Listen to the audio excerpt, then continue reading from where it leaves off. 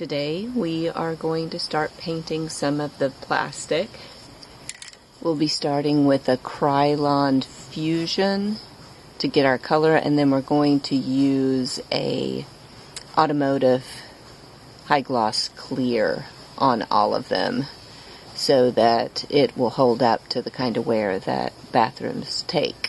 But for now I'm just starting with, I Scotch-Brite the surfaces. I'm going to wipe them down with acetone and then spray them with that.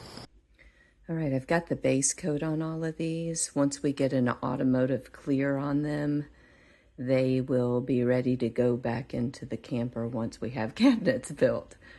But for now, they've been thoroughly cleaned and painted, and I think that's going to really brighten up both the bathroom and the kitchen. I'm working on the bathtub currently. I've already got the shower wand done, but I've got the bathtub itself to do.